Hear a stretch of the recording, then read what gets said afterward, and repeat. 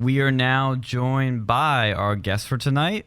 She is the CEO of Empowered and the co-host of Trigger Warning 2A, which is a nice little podcast on YouTube. Antonia Okafor is here with us. I hope I pronounced that right. How are you doing today, Antonia? I'm doing well. Thanks for having me on. Yeah, thank you for coming on. Would you like to just sort of first give a whole rundown of what you do, what your organization's about, and all your political activities? Oh man, yeah.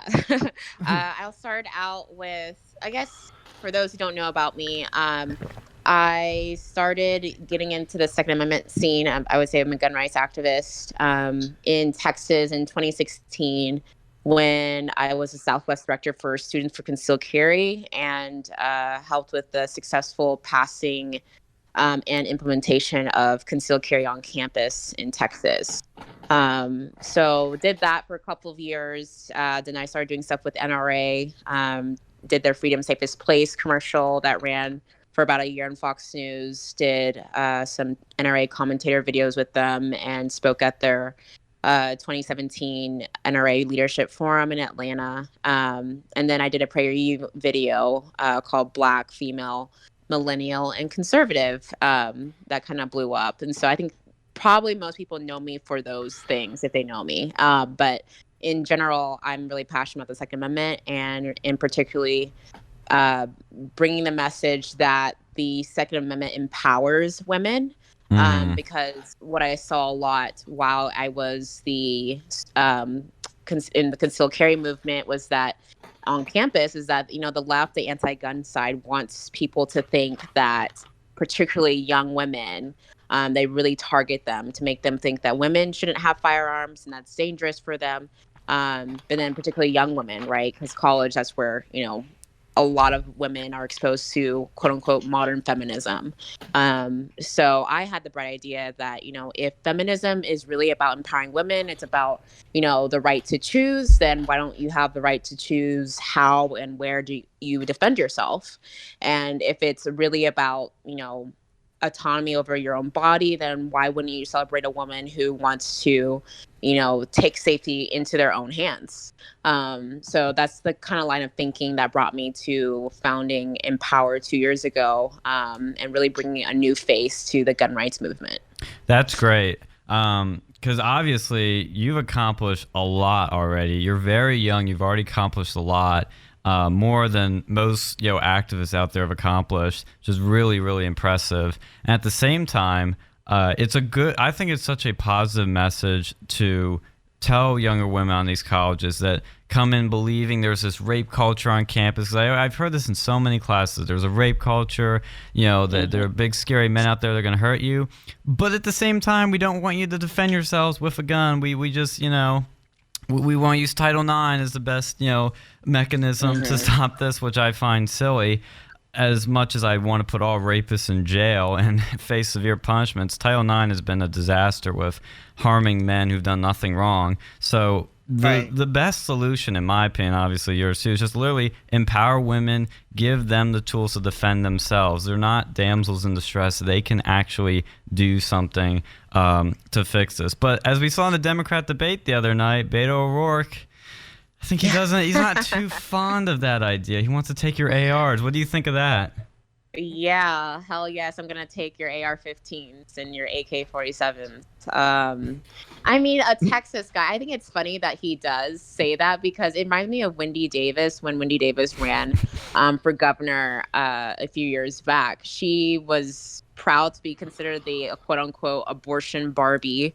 And she forgot that she's in Texas, where even the Democrats that are there are pro-life and pro-gun, and she lost she lost badly, worse than anybody could expect it. And so I'm looking at Beto, I'm like, just like, dude, you don't want the Texas vote, even if you were going to get it, you don't want that because look, even the Democrats, they're pro-gun for the most part. Obviously, the people who are in the party who are in leadership really push it, but it's a different type of breed of Democrat in Texas, much less the national, landscape. So I don't know. Yeah, I say hell no. You're not taking my AR-15s. Yeah. You're not taking my AK-47s or whatever firearms I have. But yeah, yeah. Yeah, that's pretty. Oh, go ahead. Oh no, yeah, that's pretty interesting. PA's kind of like that too, because I've been around. I don't know if you've ever been to Pennsylvania, but there's actually a surprisingly large amount of like pro-gun Democrats over here. I mean, certain places pro-life too, like especially Pittsburgh. 'Cause there's a large Catholic population there, but I've seen that you're a pro-gun woman. Now, are you familiar with? There's another like pro-gun activist woman that's been making the rounds on social media. Are you familiar with Caitlin Bennett, I believe, the Ohio State one? Yeah, let's see. I'm trying to figure out the first time I actually spoke with her, but I think I might have actually did an interview with Liberty Hangout in my campus carry days before she blew up, and then she talked about campus carry and stuff, and so I was like, completely on board because she was talking about it. Unfortunately, I think, as an activist, a lot of people kind of get it mixed up that, campus carry is concealed carry. For the most part, it's not open carry. It's not rifles. And I think that with the pictures that she was showing, that people there's a lot of misinformation there. But yeah, I know of her. So do you think that style of activism is positive or negative for the gun movement as a whole, for the Second Amendment community, with like that sort of in your face, like carrying open carrying a rifle on campus sort of activism? Yeah. I think for me, it's always about, if you're doing things for shock value, just for shock value's sake, obviously I'm not okay with that. For me, the most important thing, but I don't know intentions. I don't know her intentions of why she did it. The biggest thing is that she was putting campus carry along with that. And so there was a lot of people who were then thinking, oh, campus carry, the movement must be about, open carry for one, because I would get that all the time. Journalists who would just even like, as if I don't think they don't do that on purpose, but people who you're supposed to think that they have an authority of information or know more than other people would call campus carry open carry, or they would think it's a rifle where she was using a rifle in that picture versus where it's handgun, it's concealed carry. So that was the biggest thing, was just she was using the hashtag campus carry now. So I just remember, trying to put the information out there. That's not what the campus carry movement is, really pushing. But other than that, do what, I'm for the Second Amendment, and some people do it in different ways. And I'm not going to really judge. I just hope that people have the right information behind it. That's all I care about. All right. Thank you. All right. That was a good response. Yeah. Yeah. So we had here at Penn State a while back. We had a Second Amendment rally when David Hogg was speaking here. I'm sure you're a fan of David Hogg.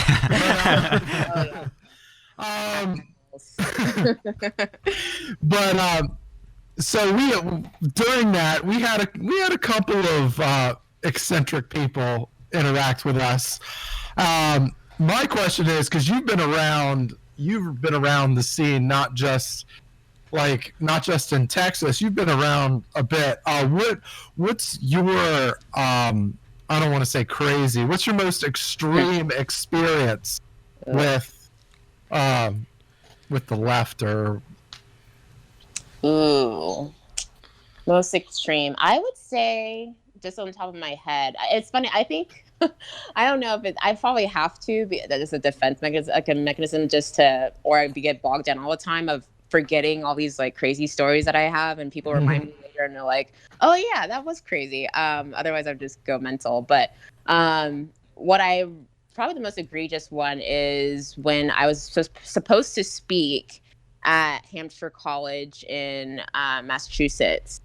And literally 2 hours before I was supposed to speak, was leaving the hotel room, they emailed me and the student that, invited me, the group that invited me and everything, saying that I couldn't speak because, quote, my quote, the Second Amendment is too controversial of a issue. Oh my God. So, yeah. So there was apparently people, like, they found out about it pretty close to the speech, and then they were calling teachers were calling administrators and saying, why are you letting someone from the NRA come over there? Why are you having this person speak on this? How dare she talk about female empowerment? That was the one that they really hated, that was about female empowerment and gun ownership. So much so that Hampshire College canceled my speech. They canceled it. In fact, the next day, the president of Hampshire College called me apologizing. He wasn't apologizing. He got in trouble. It became international news when he canceled it, so that's why he was calling me. But then Mount Holyoke, I was set to speak at Mount Holyoke, the all-girls college, right out the next day. We got a big following, or a big show, like people coming in news and everything because of what happened the day before that. But they actually, in order to protest, quote unquote protest, they had a counter event at the exact same time of my speech. The title of mine was Female Empowerment and Gun Ownership, and theirs was Female Empowerment and Gun Violence, or something like that. It was like just to obviously play on words to be against what I was talking about. But yeah, that was their protest. So yeah. That was a crazy, and that was like 2-3 day span, because I was basically touring like UMass, Amherst, all those schools in Massachusetts. So it sounds like they were discriminating against a young black female. Well, in their eyes, I'm not a black female, apparently, because I don't play to their identity politics. So yeah, well, I don't see me as that. Yeah, that's good, honestly, because I think identity politics is one of the silliest things ever. Like, have you ever gotten any blowback from the black community or the female community or anybody that sort of said, oh, why, what, because sometimes they'll use that whole, sort of mindset that, well, if you're a woman, you have to be this. If you're a black person, you have to be this. Have you ever gotten any sort of blowback from friends or anyone? Oh, yeah. I mean, where did I begin?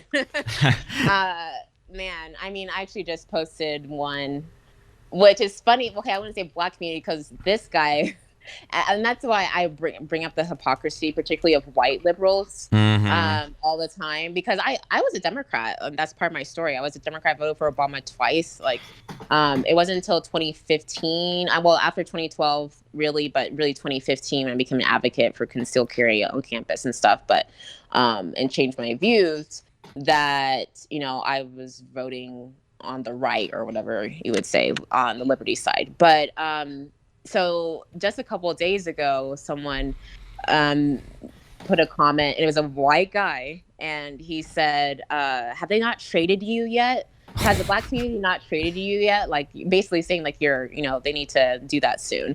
And then someone says, yeah, we're working on it. And it was just like, of course, like, you were going to use that language, something you would never say, right? A white liberal to a black liberal, right? They would never say that, because that's not fair game. But for a black conservative, then a white guy can be openly racist and say that I haven't been traded yet because you don't like of what I talk about. Like, that's the type of hypocrisy I saw. Even I started seeing while I was a Democrat, and realizing, like, this party that's pushes this narrative that if you're on the left, or if you're a Democrat, then therefore you can't ever be racist, and anybody who's not a Democrat is racist. Really, I mean, just shows the hypocrisy of those people who, I mean, just on things like that, or, the fact that if you don't believe in entitlements or welfare, then therefore, I've had people, I remember telling me, oh, you don't believe in welfare or entitlements? Like, that's completely racist. Like, what about all the black people that need it? Right. And it's always like some white person telling me that. Right. Well, what you should do. No, don't all need it. What you should do to flip it back on them is tell them, well, how can I be racist? I'm black. I can't be racist. Right. And they'll just like lose their minds. I mean, I've literally been taught that in classes. They said, if you are only whites in America can be racist. And I'm like, what? That's insane. Yeah, I know it is. Yeah, and I get a lot of that because I just push back on that ridiculousness. It's not it's the same. It really is the same, but Mhm. a lot of people just buy into that narrative.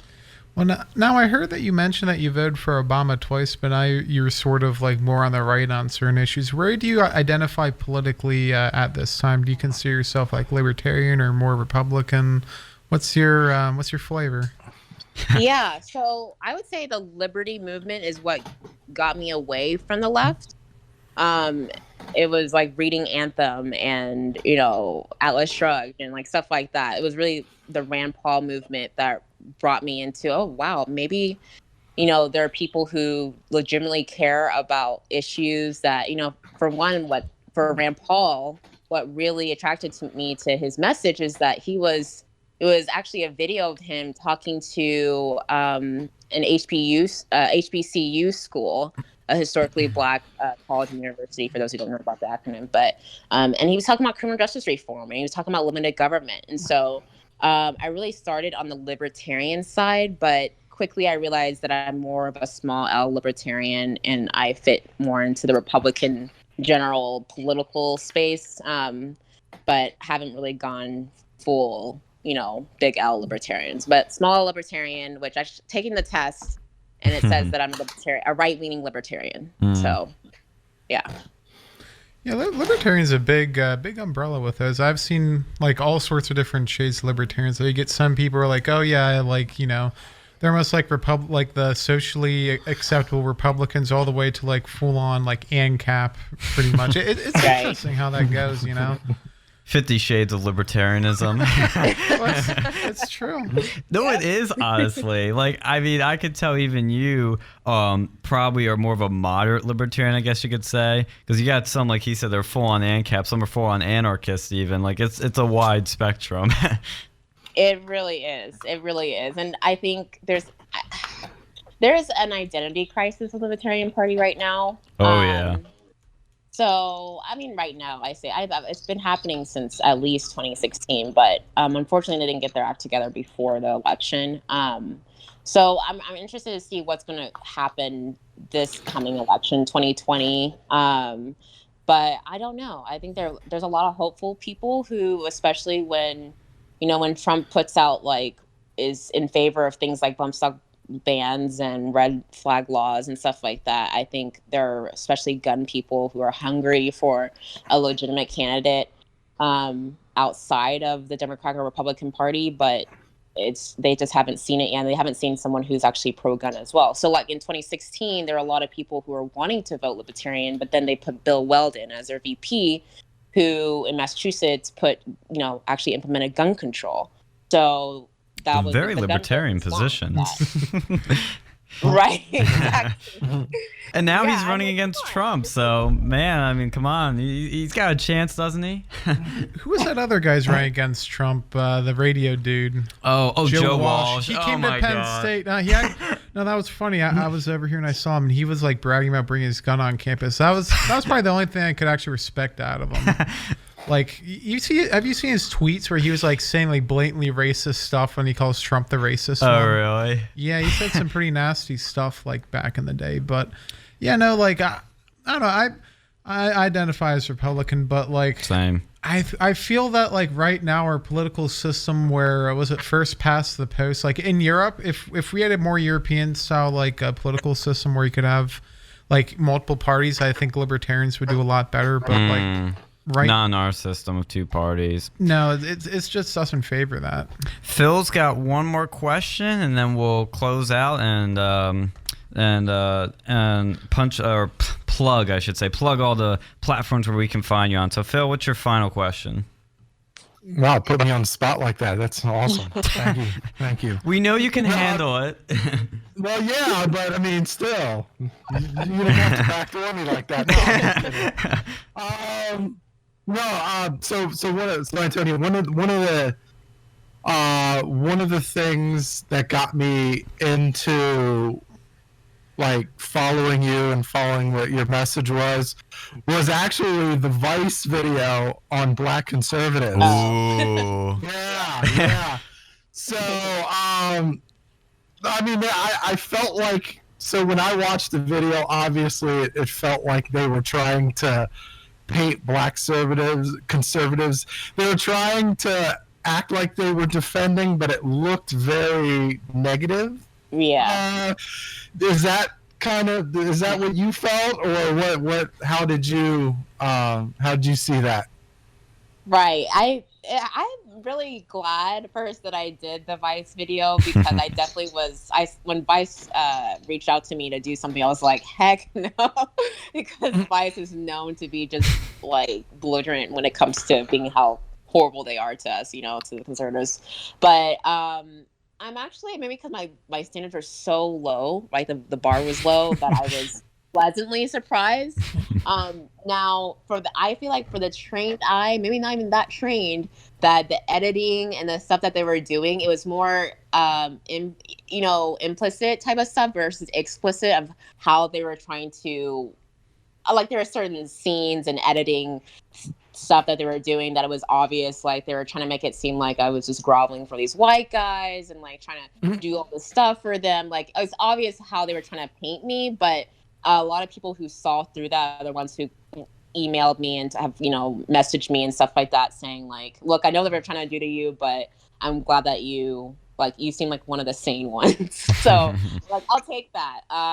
So yeah, it was an interesting experience. I'm glad I did it. I'm not very happy about the fact that it had to be that situation that I, did renounce him afterwards, and I have since. But I mean, everything happens for a reason, and I'm glad to at least be in a platform where people would probably never even know about me because they're not in the conservative space or the right space, right? They're in a space that if they didn't have that media, they wouldn't have known about me. So I'm glad that I had the opportunity. Yeah, I saw it on YouTube, because there's no way in heck I was watching it like actual Vice. I knew it was HBO or stuff like that. Right. There's no way I was actually watching the genuine article. I was like, all right. I saw it because I do look at a lot of conservative videos on YouTube, and that was one of the ones that popped up. I'm like, oh wow, this Antonia, she seems awesome. And then so I started looking up a lot of the other stuff. I'm like, wow, this is she's got a pretty positive message there. Well, thank you. Mm-hmm. Yeah, I'm glad I did that. And so yeah, I mean, honestly, conservatives, I think, should, as much as we hate the left-wing media, I've learned from my little experience dabbling with campus media and even NBC that, as long as you can back up what you say and you word things, good enough, you can still get your message out there without them doing too much destruction to what you said. But are there any last words you want to say? Any final thoughts? Anything you want to add? And any, of course, platforms you want to plug yourself on before you get banned, of course, by big tech. Right. Yeah. Well, yeah. So I do host, like you said earlier, I do co-host a YouTube show / podcast called Trigger Warning 2A. We do new episodes every Monday. So we're actually going to have Andrew Pollock Monday. Nice. He is the father of Meadow Pollock, who was deceased after Parkland. So he has a book coming out called Why Meadow Died, and it's really interesting to hear about what, the failings of the school district. So we're going to have him on Monday. And we actually had GOA President Eric Pratt last week as well. And then if people want to follow Empowered and join the Empowered movement, it's empowered2a.org, and we're empowered _2a on Twitter and Instagram. Awesome. It's funny you mentioned those two particular names, because we were actually looking in, we were actually just talking about getting the Gun Owners America guy on too, and talking to Mr. Pollock too. So we're all on the same wavelength here. Yeah, it's actually a pretty good. I think that line of thinking makes sense, just because I'm interested to see how he's going to, what we're going to talk about on Monday. But I'm pretty sure he might be more for red flag laws. Oh, interesting. Then, yeah, just because of the nature of what happened and stuff like that. And I actually met him shortly after the shooting. I was a Sinclair contributor and met him in D.C. and met his wife as well. And they're great people, but I remember them talking about red flag laws. But I guess we'll find out Monday. But it really does go together because GOA is very anti red flag laws. In Colorado, where I am right now, we talk about red flag laws all the time because they passed one here that's going to start in January. So the conversation is very pertinent to the state level, and so we've been talking a lot about it. Great stuff. Again, yeah, we love the work you're doing. Again, follow her on all those platforms. Check her out on Twitter, everywhere, and definitely subscribe to her podcast. Thank you so much for coming on. We appreciate you spending your time with us, Antonia, and it was just a pleasure talking to you. Yeah, absolutely. Thank you guys so much. You guys have a great night. Thank you. You too. Good night. Take care. Bye.